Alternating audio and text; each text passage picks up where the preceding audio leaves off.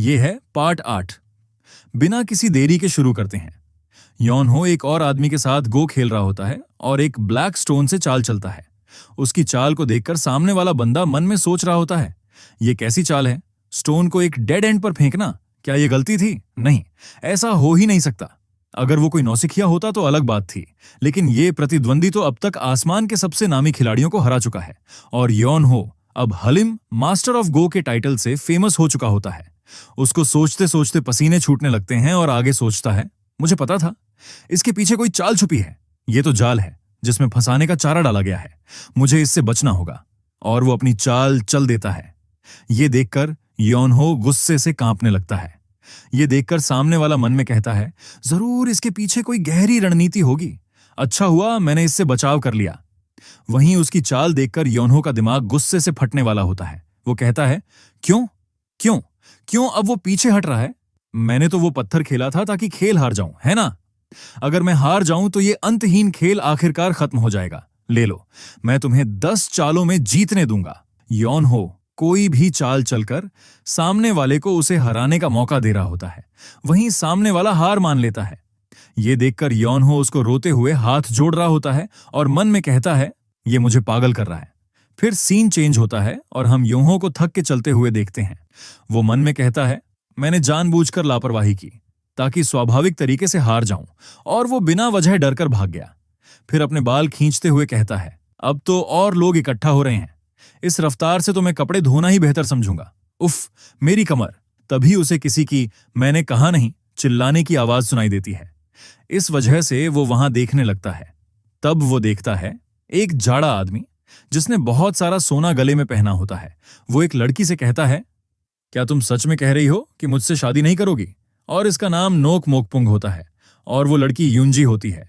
वो उस जाड़े मोकपुंग को कहती है, हाँ, मैं इस बारे में सपने में भी नहीं सोचूंगी। इस पर मोकपुंग कहता है, तुम्हें पछतावा होगा, जानती हो? इस पर वो जवाब देती है, मुझे नहीं होगा, मैं वादा करती हूं। फिर मोकपुंग कहता है, बेहतर होगा कि तुम दोबारा सोचो। मैं कभी वो चीज नहीं छोड़ता जो मुझे चाहिए। जब मैं कुछ चाहता हूं तो चाहे जो हो जाए मैं उसे हासिल कर लेता हूं। अभी मैं तुम्हें ऑफर दे रहा हूं, लेकिन अगर तुम मुझे यूं ही ठुकराती रही, अगली बार ये ऑफर नहीं होगा। क्या तुम सच में ये देखना चाहती हो कि तुम्हारी वजह से हलिम ग्रैंड एकेडमी बर्बाद हो जाए? ये सुन वो गुस्से से कहती है, जो करना है करो, हलिम ग्रैंड एकेडमी इतनी आसानी से नहीं गिरने वाली। इस पर वो जाड़ा उसे धमकी देते हुए कहता है, सही है, लेकिन मैं इसे गिरा सकता हूं और मुझे लगता है तुम ये जानती हो। ये सुन वो अपने दांत पीसने लगती है, फिर जोर से चिल्लाकर कहती है, यही बात मुझे तुमसे नफरत करने पर मजबूर करती है। क्या तुम्हें लगता है दुनिया तुम्हारी मर्जी के मुताबिक झुक जाएगी? इस पर मोकपुंग जवाब देता है, ये नामुमकिन नहीं है। फिर युंजी कहती है, हाँ है, कम से कम एक चीज तो है, मैं तुमसे कभी शादी नहीं करूंगी। और वहां से जाते हुए कहती है, ये ही मेरी आखिरी बात है। उसे जाता देख मोकपुंग उसके नाजुक हाथों को कस के पकड़कर जोर से उसे अपने पास खींचता है। ये देखकर उंजी चिल्लाकर कहती है, क्या तुम मुझे जाने नहीं दोगे? फिर मोकपुंग कहता है, बेहतर होगा मुझे गुस्सा मत दिलाओ। फिर अपनी गंदी सी जीभ उसके पास लाते हुए कहता है, अगर मैंने अभी तुम्हें उठाकर ले जाने का फैसला कर लिया तो क्या तब भी तुम ऐसे अकड़ में रहोगी? ये सब सुन युंजी डर से कांपने लगती है। तभी पीछे से योनहो कहता है, ये किसी और के घर में कहने वाली बात नहीं है। जानी पहचानी आवाज सुन उंजी अपना हाथ उस मोटे से छुड़ाकर योनहो की तरफ रोते हुए भागती है और उसे कहती है, क्या तुमने कपड़े धोना और लकड़ी काटना खत्म किया जैसा मैंने कहा था? इस पर योनहो उसका सूझा हुआ हाथ देखकर कहता है, मैं तो बस अब तक गो खेल रहा था, तुम क्या कह रही हो? फिर उसकी हेयर रिबन लेते हुए कहता है, अपनी डोरी मुझे दो। फिर उस रेड रिबन से अपने बालों को बांधता है और मोकपुंग को देखने लगता है। इस पर मोकपुंग कहता है, क्या तुम्हें नहीं लगता कि दूसरों की बातें सुनना बदतमीजी है? इस पर योनहो कहता है, माफ करना, लगता है मेरे अंदर ज्यादा तमीज नहीं है। फिर उसके सामने खड़ा होकर कहता है, लेकिन सच कहूं तो तुम खुद भी ऐसे इंसान नहीं लगते जो तमीज पर भाषण दे सके। क्या ये उस इंसान का व्यवहार है जो शिष्टाचार की परवाह करता है? फिर मोकपुंग कहता है, तो तुम ही हो जिसे लोग हलिम मास्टर ऑफ गो कहते हैं। फिर योनहो कहता है, पहचानने के लिए शुक्रिया, लेकिन मुझे नहीं पता तुम कौन हो। इस पर मोकपुंग कहता है, मैं हूं। तभी उसकी बात काटते हुए योनहो अपना कान खुजाते हुए कहता है, छोड़ो, मुझे फर्क नहीं पड़ता और जानने लायक भी नहीं लगता। ये सुन तो मोकपुंग को बहुत गुस्सा आ जाता है और कहता है, हलिम मास्टर ऑफ गो, हाँ, अगर तुम बस अपने बोर्ड गेम तक सीमित रहते तो मुझे तुमसे नफरत करने की कोई वजह नहीं होती। इस पर योनहो कहता है, इस लिहाज से मुझे तुम्हारे लिए थोड़ा अफसोस है। तुम इतने अलग नजर आते हो कि ध्यान खींचना तय है, जैसे अभी। ये सुन तो मोकपुंग उससे गुस्से से गालियां ही देने वाला होता है, लेकिन तभी वहां बहुत सारे लोग आ जाते हैं और योनहो को देख रुक जाते हैं। एक उस जाड़े को देखकर कहता है, ओह, क्या नॉक फैमिली का कोई सदस्य भी खेल खेलने आया है? फिर दूसरा योनहो को कहता है, मास्टर वी, कल एक और मैच खेलते हैं। बहुत सारे लोगों को देखकर मोकपुंग वहां से जाते हुए युंजी से कहता है, मैं आज के लिए चलता हूं, लेकिन ये याद रखना, अगर 3 दिन में तुम अपनी मर्जी से मेरे पास नहीं आई तो मैं अपने तरीके से मामला सुलझाऊंगा।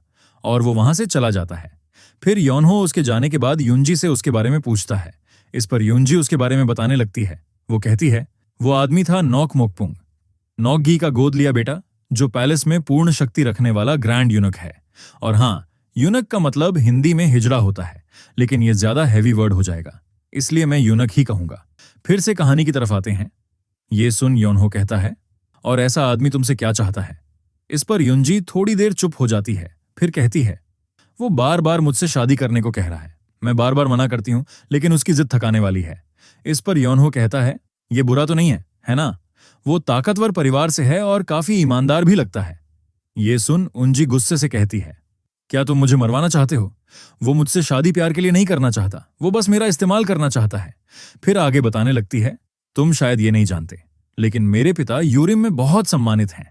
कुछ लोग तो कहते हैं कि वो रियल्म के प्रधानमंत्री बनने के लायक हैं, लेकिन वो इतने सालों से गुमनामी में जी रहे हैं, ये सिर्फ इसलिए नहीं कि उन्हें पद का लालच नहीं है।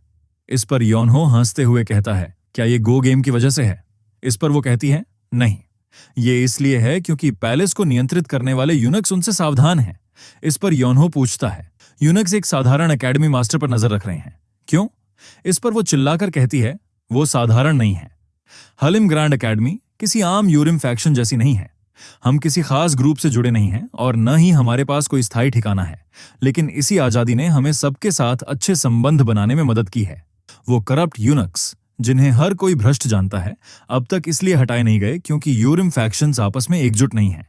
लेकिन अगर पिता ने पद संभाल लिया और यूरिम को एकजुट कर दिया, फिर योनहो बात पूरी करते हुए कहता है, तो यूनक्स के लिए ये असली खतरा होगा। उस पर युंजी कहती है, बिल्कुल, यही वजह है कि नॉक गोंगोंग उन्हें सत्ता में आने से रोकने के लिए बेताब है।